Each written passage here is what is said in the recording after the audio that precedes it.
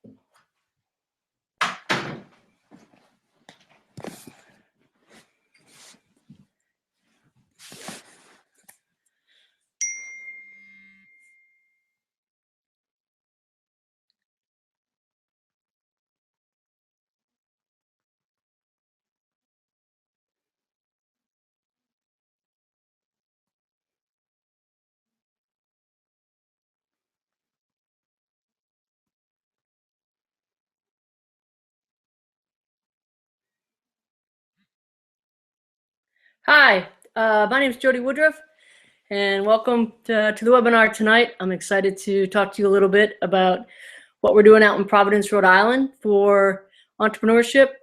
Our program actually started about 8 years ago,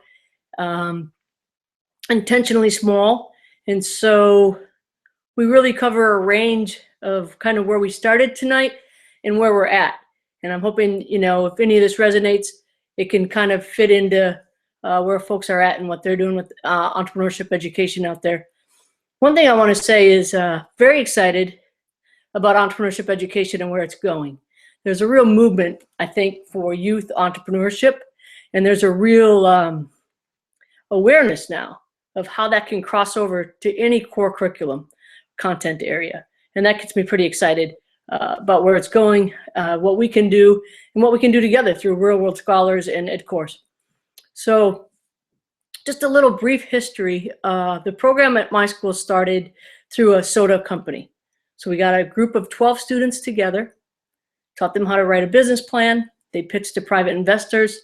They happened to get funded $10,000. They started a soda company as a group, and then kind of had to figure out who likes marketing, who likes graphic design, who wants to do numbers and work with finance. And what we did through that was we allowed and also kind of set as an expectation, everyone's a salesperson. So you can have your specific area that you want to do within this group partnership in business, but we want you all out selling and talking to people. So when I met with Real World Scholars just a year ago, it just seemed like that kind of mission and value resonated between us to get kids making and doing and out talking to folks.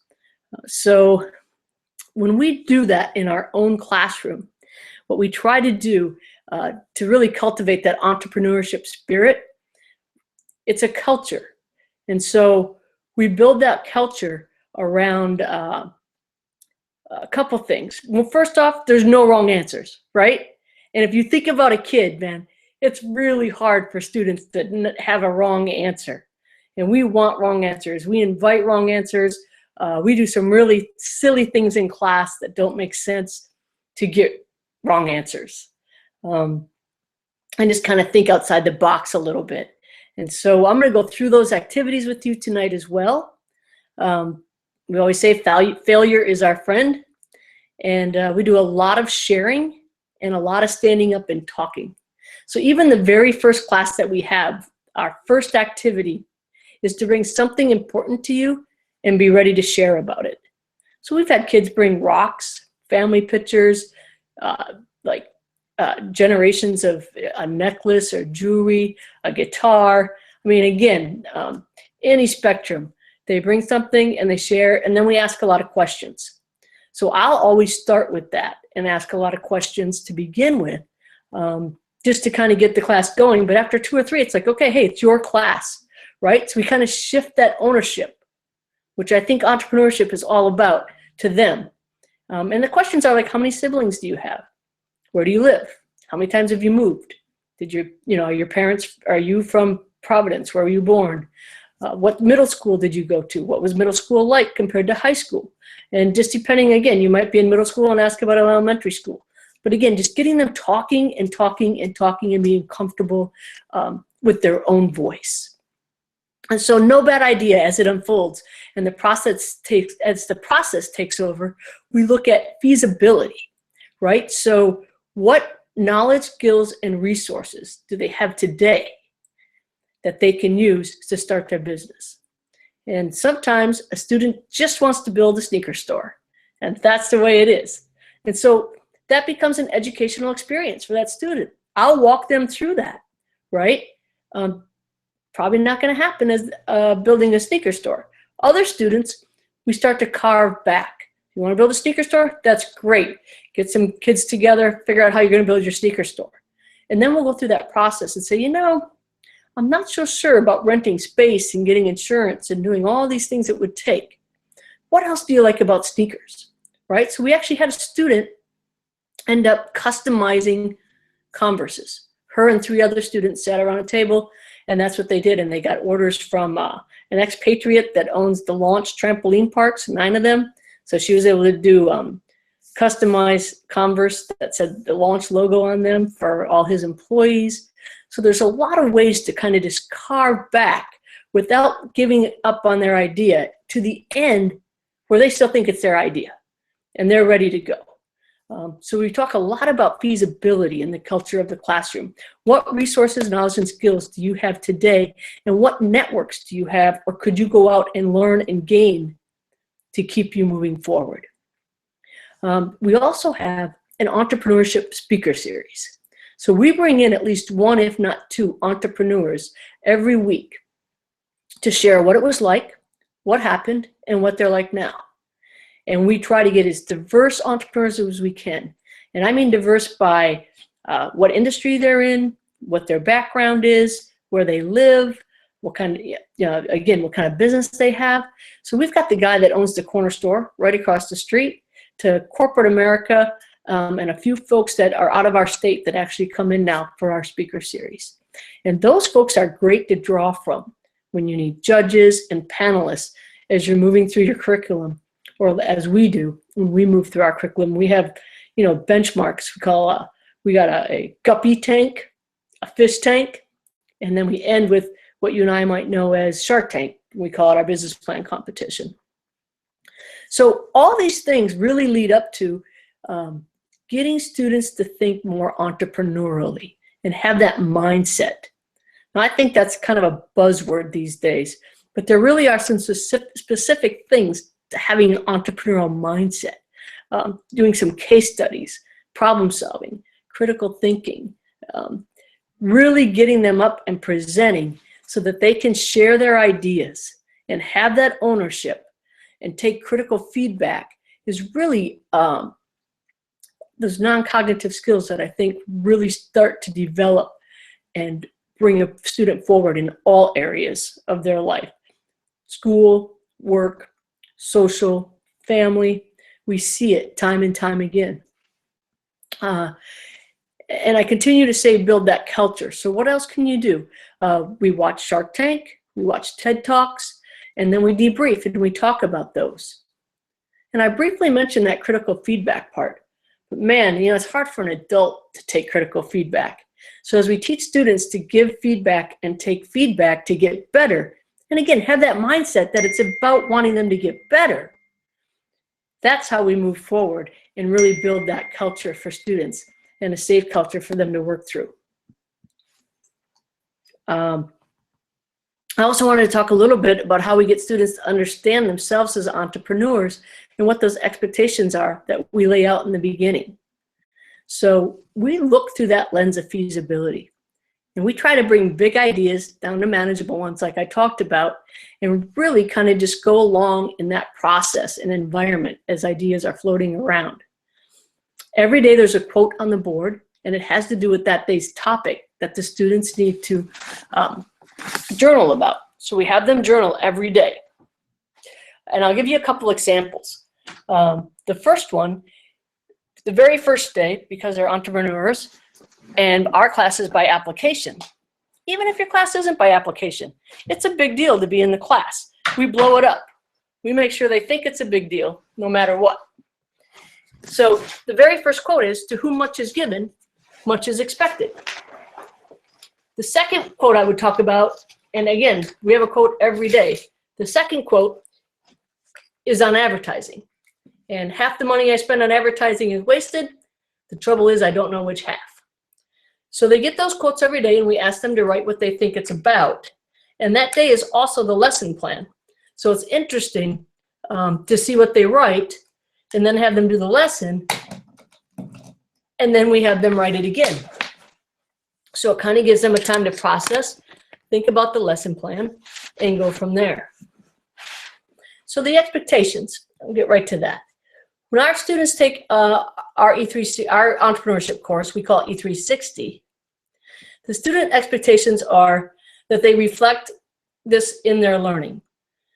So somewhere we want this on their transcript, that they've taken this class, they've done critical thinking, they've done business math, they've done problem solving, and through our school, we work with our guidance counselors on that piece. All students are expected to be on time and start each class. So to me, this is really about everything we do is intentional, and it's very strategic to making sure we're building that culture. So the tagline in the room is, if you're on time, you're late. So students that come in trailing right when the bell rings or right when class is going to start, most kids by week 2 or 3 will be like, you're late. If you're on time, you're late. And then, of course, we require them to do homework and reading assignments. And that's all done outside of class. They should come to class prepared. And then their first homework assignment that I talked about is to bring something important that they can share about.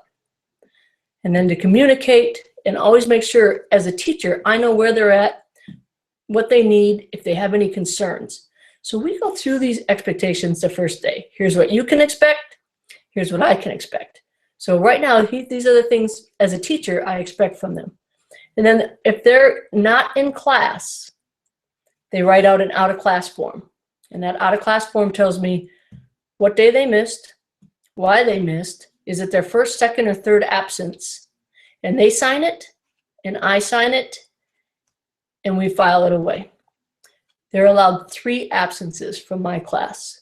So we hold pretty high expectations about being there. And I'll say, I don't care why you're not here, you got 3. And of course, there might be some extenuating circumstances, working with kids. I understand that. I've had to do that, and we work and be flexible. But for the most part, I want that right up front. You're allowed 3. Don't take them if you don't need to, because you never know down the road when you might need to. And then as far as what the students can expect, I do a progress note to their homeroom teacher every Friday. Usually it's 2 or 3 sentences. It shows what homework there was, the quotes, any homework, class participation, if they're struggling, if they have any concerns. And then I send that out for progress notes as well, and then their report card. We communicate regarding any concerns students have for the course, any input that they might have. We want their feedback for process and planning as we continue to go. So they know right up front, hey, we really want this from you, and you can expect us to ask you once in a while, how do you think it's going? And meet with students one-on-one at least every 8 hours of the course. We establish office hours so that kids can come in and meet with me outside of the class. And then we encourage student work, class attendance, and participation. And students in E360, other school happenings that are happening, we really emphasize, you have a doctor's appointment, you have a college visit, whatever's happening for you, this is your class time. And we need you in class. And it's a big deal that you're here, you earned your seat, we want you in it. So again, a lot of this comes back to culture, but it's what expectations are you setting as you start?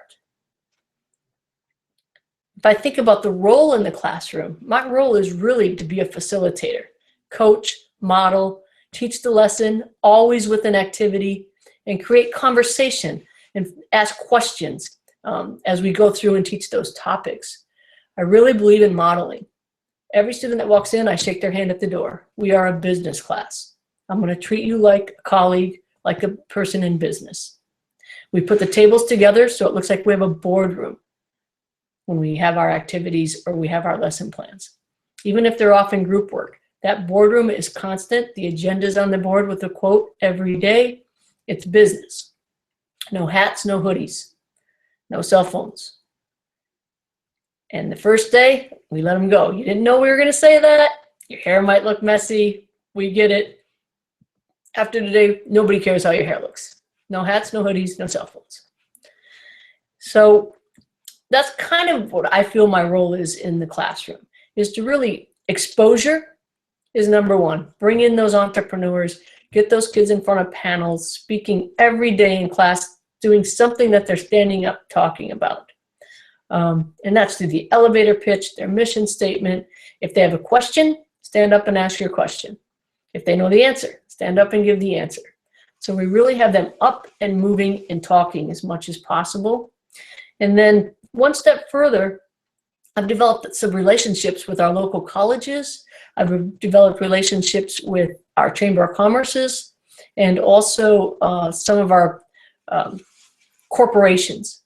And so we'll be invited, or we go to different networking events and Chamber of Commerce meetings, where I'll take, 3 or 4 students at different times to expose them to the business world and have them talk about their idea and what they're working on. So the heart of the classroom to me, outside of modeling and really being that facilitator and coach, teacher, of course, teaching the lesson through, always with an activity, are the activities. I just think the hand and the mind working together gives students an opportunity to really not only show what they have, but start to realize what they have and give them the confidence they need to build up to all the things that I'm talking about. It doesn't always look great in the beginning, but nobody gets off. It's just an expectation. They rise to the occasion, and then you watch this incredible growth of how they stand taller, they talk a little louder, they project their voice, they have eye contact. And I think a lot of that is through the activities that we do in class. So I want to talk to you a little more about the activities themselves. The activities in class, the first day, I put a dollar bill under all the chairs in class. And the students sit down, they don't know it's there. And we go through what's an entrepreneur. So what's an entrepreneur? What does it mean to you to be an entrepreneur? What's the difference between an employee and an employer? And we go through, and then I say, go under your chair.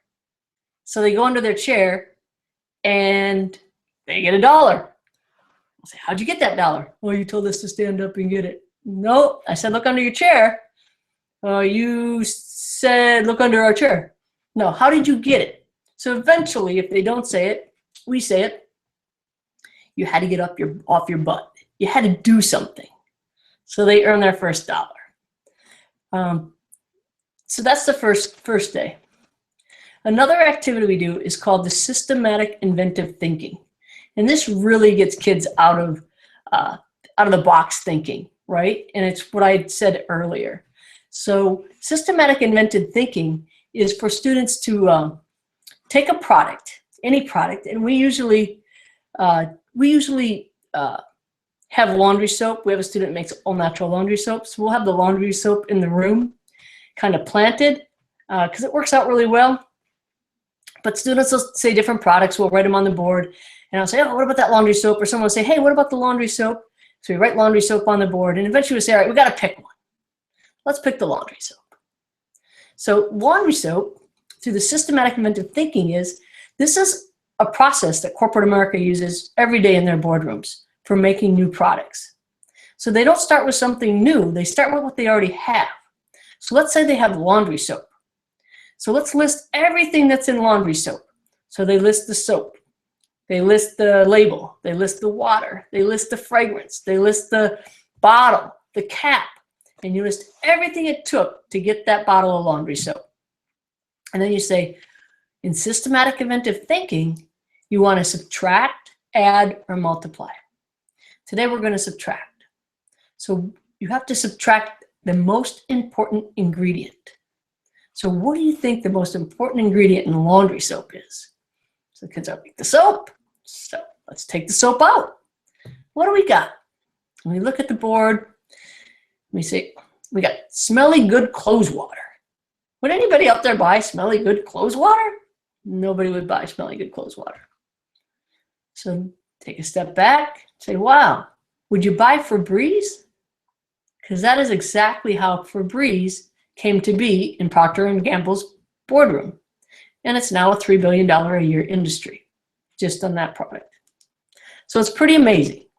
And you can do that with a lot of things. And then as group work, we'll have the kids grab something in the room, sit down, stapler, tape dispenser, anything they want. Really look at all the pieces to that. Take out what they think the most important one is and come up with a new product. So it really gets them thinking about what they want to do in case they don't have an idea, or maybe how they could even make their idea better. Another activity we do around supply and demand is the magic trade game. So the magic trade game, we have 30 students in the classroom. We make 30 brown paper bags with 3 or 4 trinkets in them. I say like a little dollar box of fish crackers, goldfish crackers. Maybe we're out here on the East Coast, a Red Sox cup. It can be like the little teas in the straw that you pour in water. The kids like food. I don't know if you can do food at your school as much. It can be, you know, like the little party packs you get for birthdays with the little small Play-Dohs, some hair barrettes. And then what we always do, we always put a bag of microwave popcorn in one. And we always buy a pair of socks and separate them. So there's 30 brown bags on the table when they walk in. We say, grab a bag. So they all grab a bag.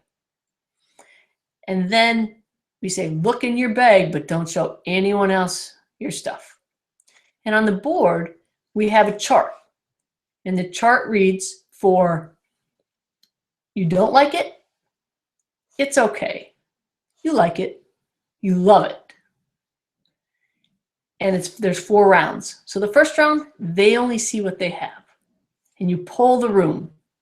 And you let them know, we're doing a survey. In business, you always have to do surveys. Who likes what they have? Who doesn't like it? Who thinks it's okay? Who loves it?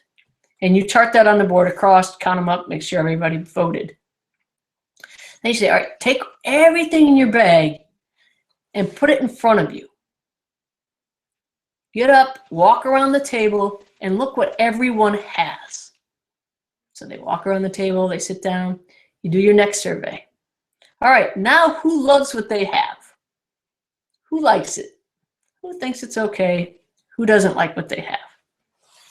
Again, write your numbers down. The next round, you let half of the room trade, but not the other half. And you let them go for a little bit. And then you poll your audience again.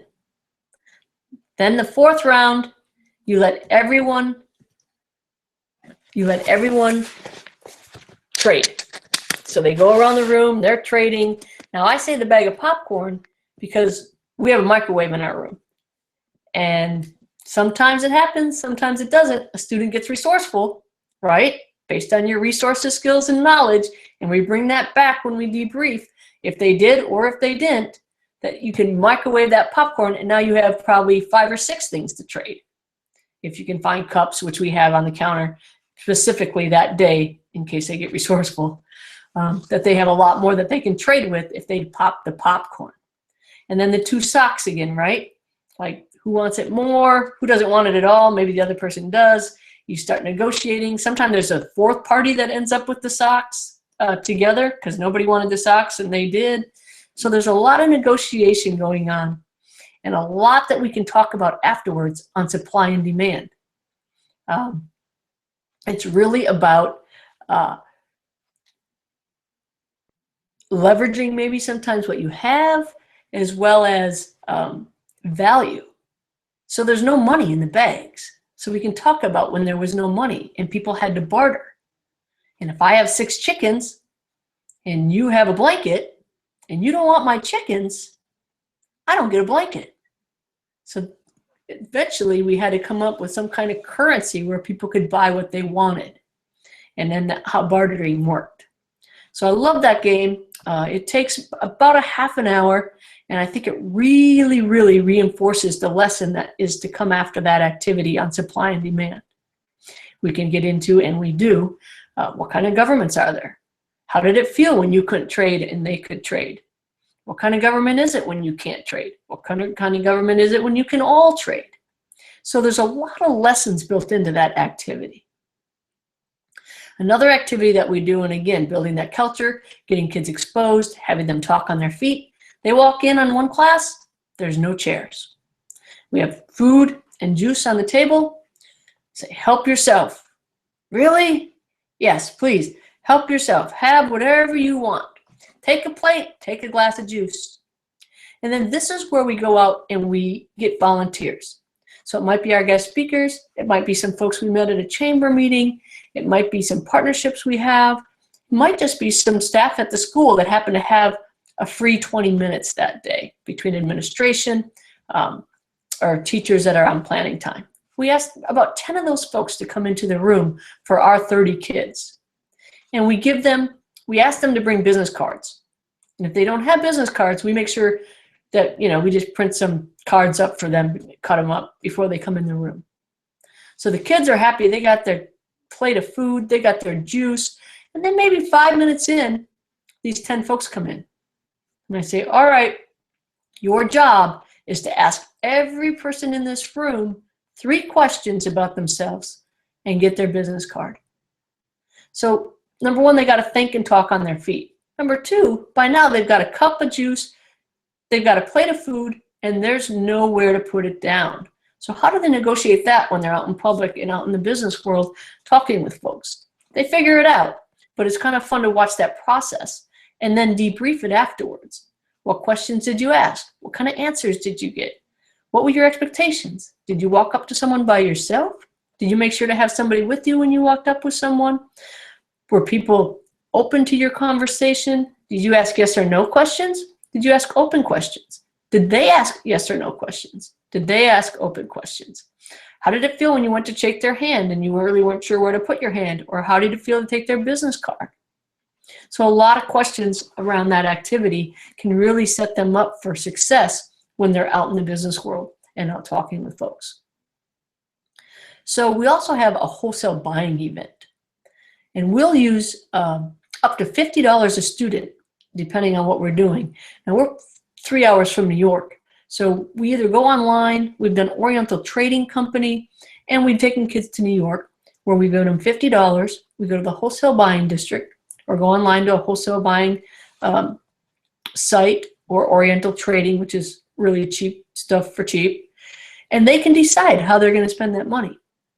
And then a week later, we have a selling event at the school where they can invite parents, friends. They're in charge of the promotions. They're in charge of the marketing.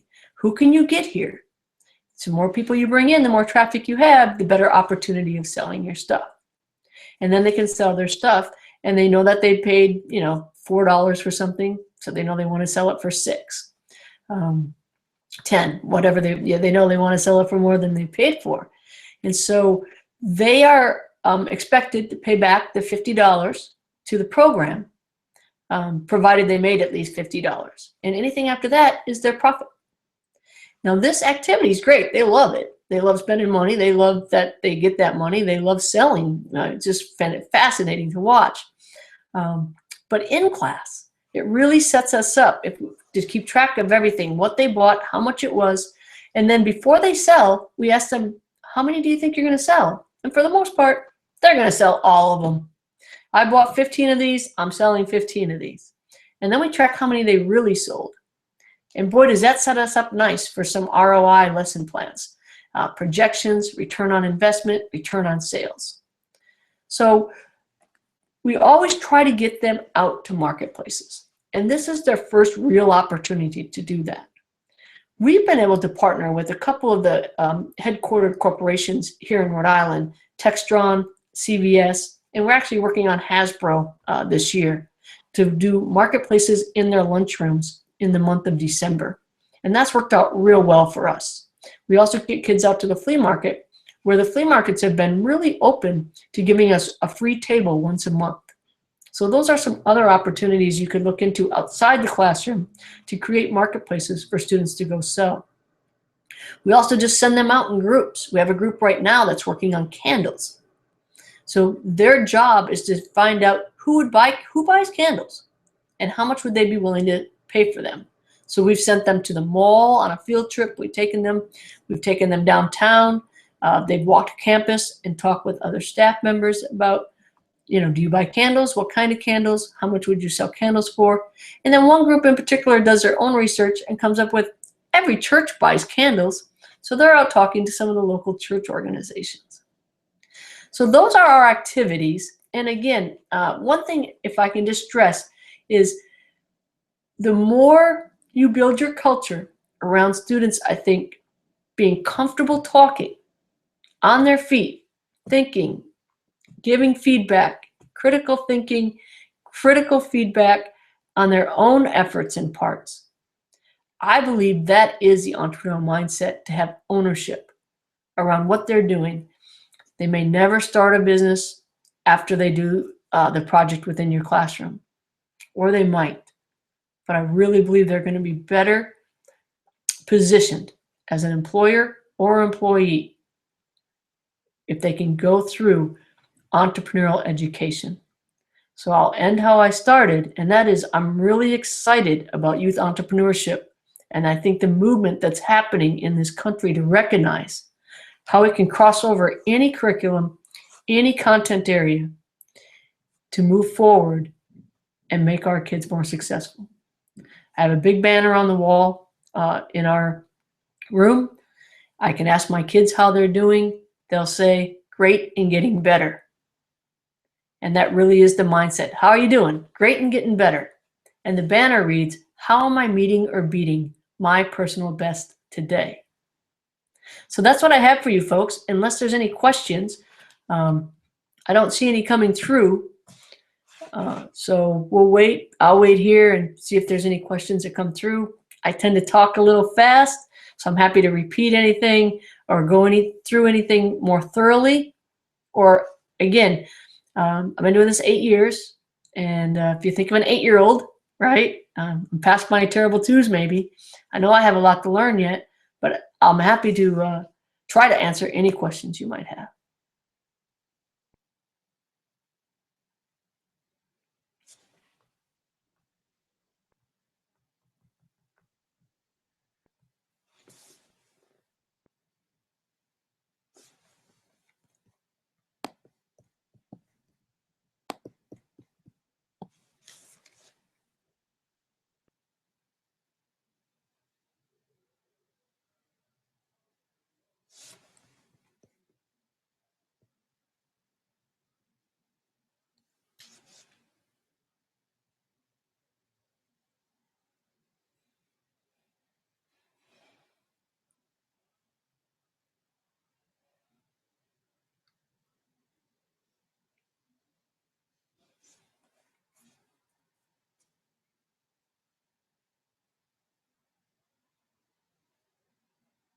Well, one thing I can talk about, which came through, is resources.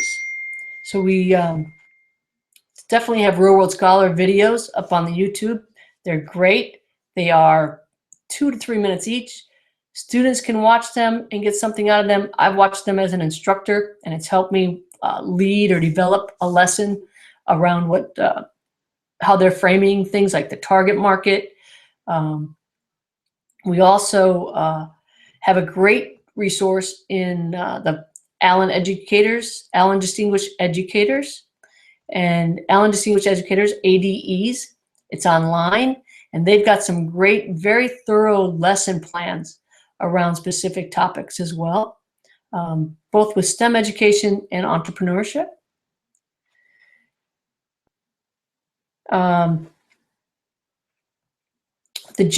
I do have another question coming in, so I'm kind of watching questions now and going through. TED Talks are great resources. I mentioned those. We watch some episodes of Shark Tank and really debrief what's happening. Some of that can be over their head, but the part that's not is they got to get up and pitch. And we do a lot around elevator pitches and getting kids ready to be able to speak to other people and tell their story. So that day's quote actually is Mark Twain. If I had more time, I'd write a shorter letter. If I had more time, I'd write a shorter letter. And that really is the essence of capturing a good elevator 30-second pitch.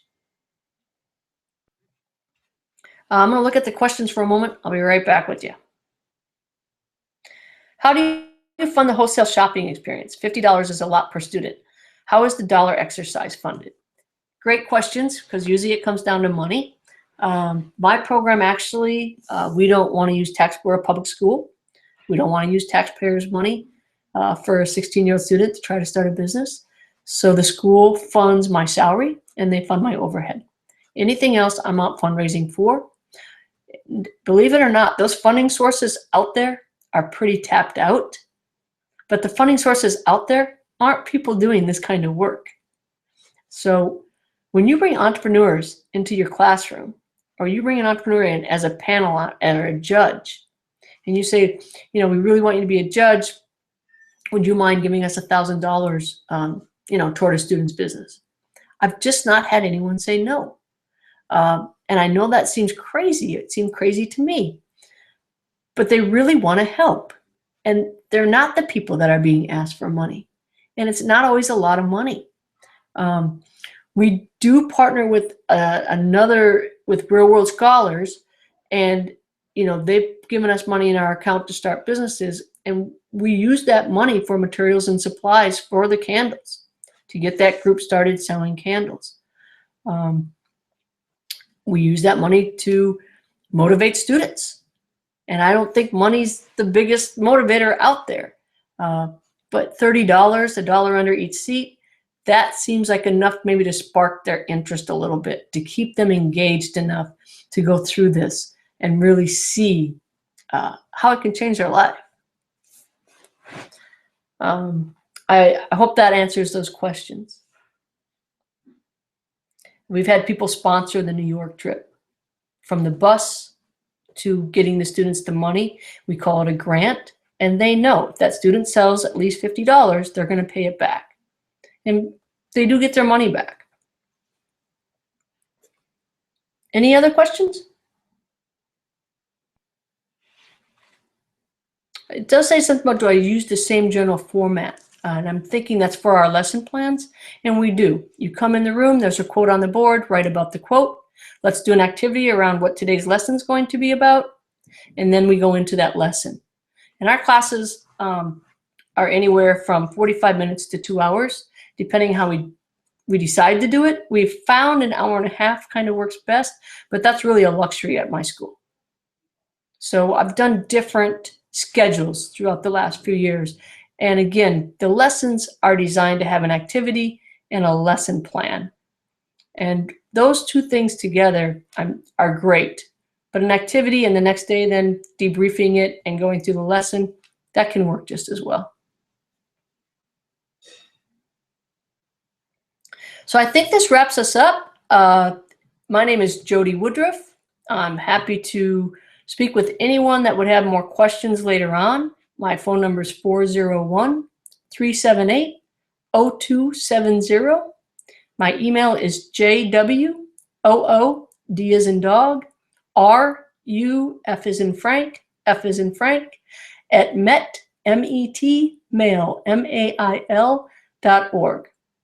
Thank you so much. And again, if I can be of any help, please reach out, as I'm sure you're going to be seeing me through the emails with Real World Scholars. I'm usually asking a question or two. Thank you so much.